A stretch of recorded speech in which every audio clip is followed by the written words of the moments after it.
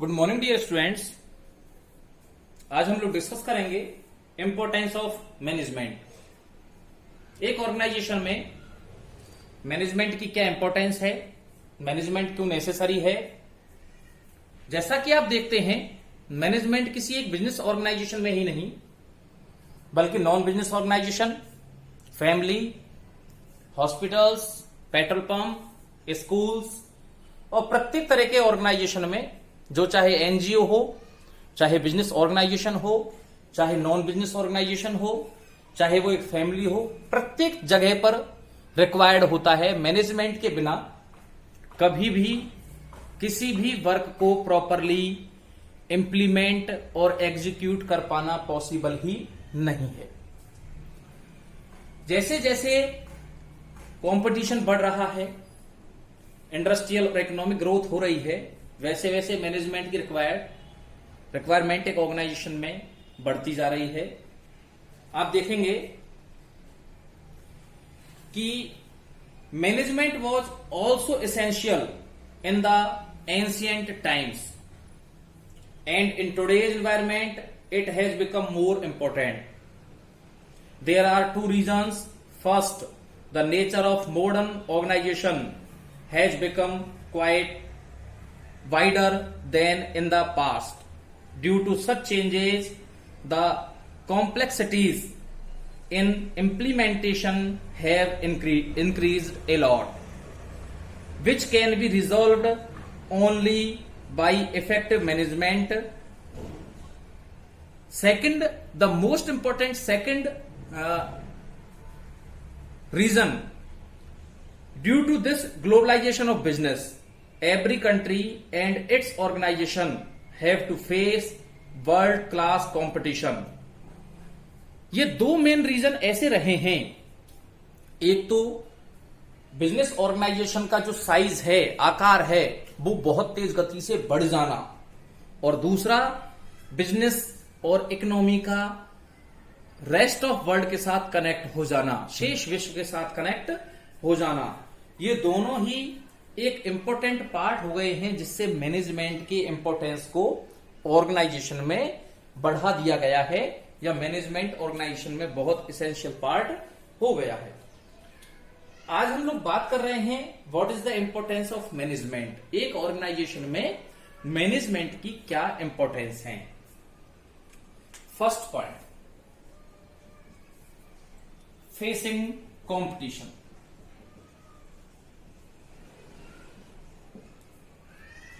जैसा कि आपको पता है कि प्रेजेंट और मॉडर्न एरा ग्लोबलाइजेशन का टाइम है। हर कंपनी किसी एक कंट्री को छोड़कर दूसरी कंट्री में अपना बिजनेस एक्सपेंड कर सकती है, बढ़ा सकती है। तो ऐसी सिचुएशन में एक एमएनसी या दूसरे देश की कंपनी किसी डोमेस्टिक कंपनी के लिए एक बड़ा कंपटीशन क्रिएट करती है। ये कंपटीशन अगर उस कंपनी को फेस करना है तो मैनेजमेंट की बहुत ज्यादा रिक्वायरमेंट होती है। In today time every business area has become competitive. This competition has not only emerged due to internal organisation but also due to external organisations. In such condition the main function of the management is to make the organization competitive to cope up with the competition. It means जितने भी बाहर के MNCs आए हैं उनके साथ competition को face करने के लिए मैनेजमेंट बहुत इंपॉर्टेंट होता है। सेकंड पॉइंट आता है डेवलपमेंट ऑफ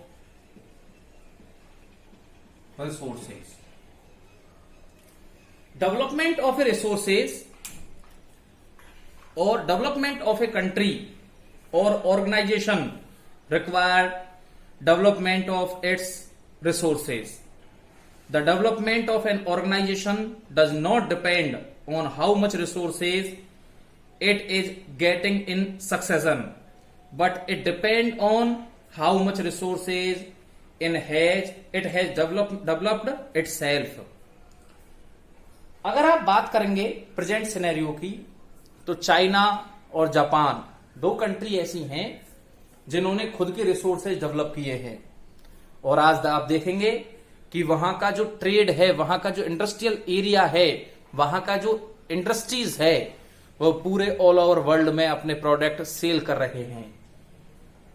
ऐसा मान के चलें कि अगर एक इंडस्ट्री खुद की रिसोर्सेज डेवलप करती है, खुद की नई टेक्नोलॉजी, नए नए प्रोडक्ट्स डेवलप करती है, तो धीरे धीरे वो जो इंटरनल रिसोर्सेज आपके ऑर्गेनाइजेशन में अवेलेबल हैं, ना केवल उनका अच्छे से यूज कर सकती है, बल्कि जो external resources out of organisation और आउट ऑफ कंट्री अवेलेबल हैं, उनका भी सही तरीके से यूज कर सकती है। इसके बाद थर्ड पॉइंट आता है एप्रोप्रिएट यूज ऑफ रिसोर्सेज। एक ऑर्गेनाइजेशन में जो फाइनेंशियल रिसोर्सेज, ह्यूमन रिसोर्सेज और अदर रिसोर्सेज अवेलेबल हैं, उनका सही तरीके से यूज विदाउट मैनेजमेंट पॉसिबल नहीं है। मैनेजमेंट के ऐसे अनेक फंक्शन हैं, such as planning, coordination, budgeting, reporting और बहुत सारे कंट्रोलिंग। इन सभी फंक्शंस के थ्रू आप रिसोर्सेज को सही तरीके से एलोकेट कर सकते हैं, डिस्ट्रीब्यूट कर सकते हैं, उनसे रिपोर्ट ले सकते हैं कि उनका किस तरीके से यूज किया गया, जिससे कि उनके प्रॉपर और एप्रोप्रिएट यूज को पॉसिबल बनाया जा सकता है। इसके बाद अगला पॉइंट आता है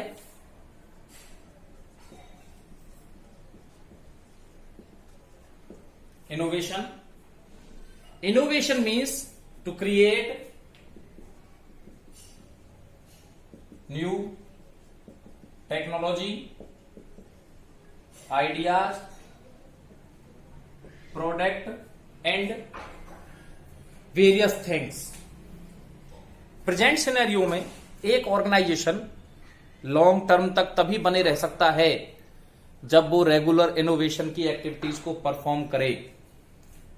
वर्तमान समय में जितनी भी बड़ी इंडस्ट्रीज हैं, उनके अगर ऑर्गेनाइजेशनल स्ट्रक्चर को देखा जाए तो आपको पता लगेगा कि उस ऑर्गेनाइजेशनल स्ट्रक्चर में marketing management, human resource management, production management, finance management के साथ अगला जो डिपार्टमेंट शामिल किया गया है वो कौन सा किया गया है?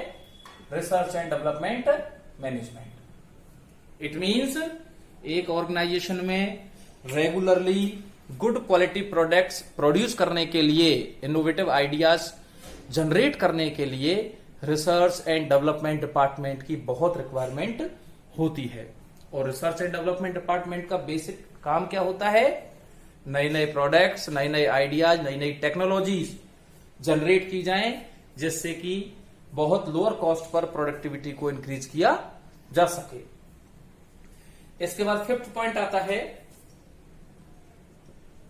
Organisational survival and growth.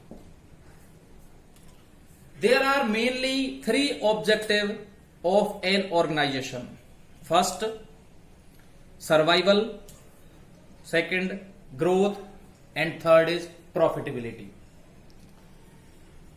जैसा कि आपने देखा कि जब जियो कंपनी ने मार्केट में अपना प्रोडक्ट या सिम लॉन्च की, तब उसने काफी लंबे समय तक कंज्यूमर्स को या जो सिम लेने वाले जो बायर्स हैं उनको फ्री ऑफ कॉस्ट नेट और कॉलिंग की फैसिलिटी प्रोवाइड कराई। कुछ लोग ऐसा मानते थे कि ये कंपनी के लिए बड़े लॉस का कारण है, लेकिन इसको मार्केटिंग स्ट्रेटजी कह लीजिए, चाहे मैनेजमेंट स्ट्रेटजी कह लीजिए, कि उसने इतना लॉस खाने के बाद भी एंड में उस प्रोडक्ट को मार्केट में सक्सेसफुल किया। क्यों? इसके पीछे रीजन है कि किसी भी कंपनी के लिए सबसे इंपॉर्टेंट पार्ट है मार्केट में सरवाइव करना, मार्केट में बने रहना, मार्केट में अपने एग्जिस्टेंस को प्रोटेक्ट करना, सर्वाइवल प्रोटेक्शन करना। जियो ने सबसे पहले कस्टमर्स के नंबर ऑफ कस्टमर्स को बढ़ाया, उसी का परिणाम ये हुआ कि उसके कस्टमर्स की बहुत ज्यादा संख्या बढ़ी, तो उसका जो सर्वाइवल प्रोटेक्शन है वो सेफ हो गया। अब उसने धीरे धीरे अपनी ग्रोथ और मार्केट पर अपना जो कैप्चर है, मार्केट को कैप्चर करना स्टार्ट किया।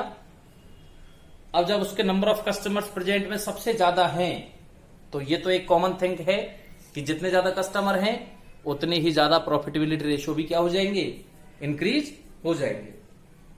इसके बाद अगला पॉइंट आता है छठवां, economic development of a country. किसी भी कंट्री का इकोनॉमिक डेवलपमेंट वहां के इंडस्ट्रियल और इकोनॉमिकल सेक्टर से होता है। अगर इंडस्ट्रियल सेक्टर स्ट्रांग है, प्रॉपर मैनेज्ड है, तो देश का इकोनॉमिक डेवलपमेंट भी निश्चित रूप से होगा। Management has a major contribution in the economic development of a country. According to Michel Porter, competitive competence in any industry of any country depend on 4 factors. First is resource, second demand, third supportive industries और government का industries के लिए support, and fourth point is competition among different organization.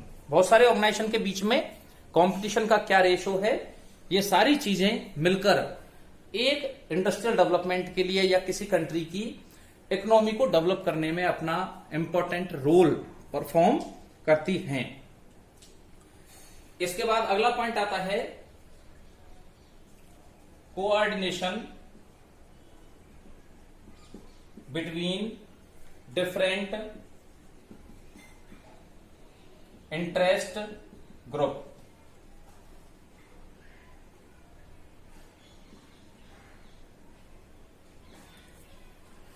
There are different interest group in an organization such as employer, employees, customers, supplier, financial resource provider, bank, investors, government and society.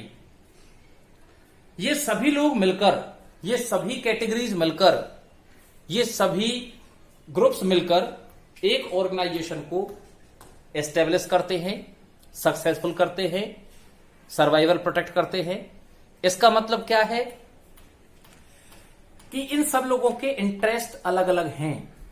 अब एक management का main important role क्या होता है कि वो इन सभी groups के इंटरेस्ट में कोऑर्डिनेशन डेवलप करे। कोऑर्डिनेशन में क्या होता है, to establish harmony between all the department, all the interest groups which are directly or indirectly connected with organization. For example, employees कम काम ज्यादा पैसा चाहते हैं, जो एम्प्लॉय दे रहा है वो ज्यादा काम कम पैसा देना चाहता है। बैंक अपने लोन पर इंटरेस्ट चाहती है और टाइम टू टाइम रीपेमेंट चाहती है। जो इन्वेस्टर है वो अपने पैसे पर या इन्वेस्टमेंट पर अच्छी रेट ऑफ रिटर्न चाहते हैं, डिविडेंड चाहते हैं। Government time to time tax चाहती है। इसका मतलब यह है कि एक ऑर्गेनाइजेशन इन सभी ग्रुप्स को सेटिस्फाई करते हुए और प्रॉपर वर्क को डेवलप करे, हैंडल करे। यह कब पॉसिबल हो सकता है, जब उस ऑर्गेनाइजेशन में मैनेजमेंट बहुत स्ट्रांग हो, मैनेजमेंट उसे प्रॉपरली मैनेज करने की क्षमता रखता हो। अगला पॉइंट आता है स्टेबिलिटी in society.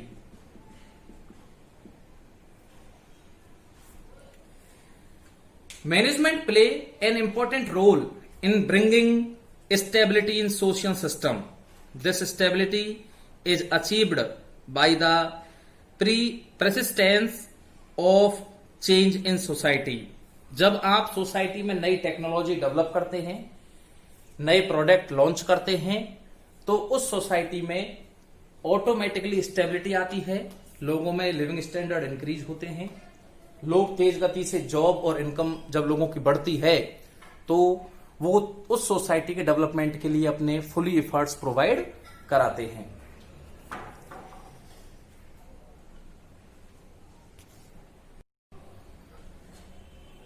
ये आप लोगों के इंपॉर्टेंस ऑफ मैनेजमेंट थे, जिसमें आपको फर्स्ट पॉइंट था फेसिंग कंपटीशन, कंपटीशन को फेस करना, डेवलपमेंट ऑफ रिसोर्सेज, सोसाइटी ने जो रिसोर्सेज आपको प्रोवाइड कराए हैं उनका डेवलपमेंट करें, उनका प्रॉपर एप्रोप्रिएट यूज करें, नई नई आइडियाज, नई नई टेक्नोलॉजी, नए नए प्रोडक्ट्स मार्केट में लॉन्च करें, एक ऑर्गेनाइजेशन के लॉन्ग टर्म एग्जिस्टेंस को, सर्वाइवल को, ग्रोथ को, प्रॉफिटेबिलिटी को सुनिश्चित करें।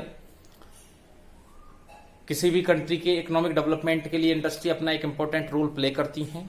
इंडस्ट्रीज के डेवलपमेंट के लिए मैनेजमेंट अपना एक इंपॉर्टेंट रोल प्ले करता है। इसलिए मैनेजमेंट डायरेक्टली कनेक्टेड है किसी कंट्री के डेवलपमेंट से।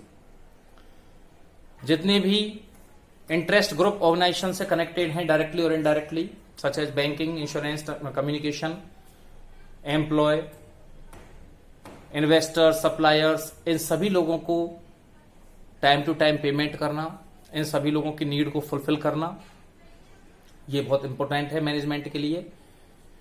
स्टेबिलिटी इन सोसाइटी, सोसाइटी में time to time employment generate करें, प्रॉपर इनकम के रिसोर्सेज प्रोवाइड कराएं, जिससे कि वो लॉन्ग टर्म तक सोसाइटी में स्टेबल रहे, वहां के लोग वहां से माइग्रेट नहीं करें, पलायन नहीं करें। ये सारी चीजें मैनेजमेंट के द्वारा ही पॉसिबल हो सकती हैं। इसलिए मैनेजमेंट बहुत इंपॉर्टेंट है एक कंट्री के लिए, एक सोसाइटी के लिए, एक बिजनेस के लिए, एक फैमिली और हाउस के लिए, एक हॉस्पिटल, स्कूल के लिए, पेट्रोल पंप, कुछ भी ले लीजिए आप लोग, सभी चीजों के लिए इंपॉर्टेंट मैनेजमेंट अपना एक इंपॉर्टेंट रोल प्ले करता है। आई होप आप लोगों को ये वीडियो अच्छी तरीके से समझ में आ गई होगी। धन्यवाद।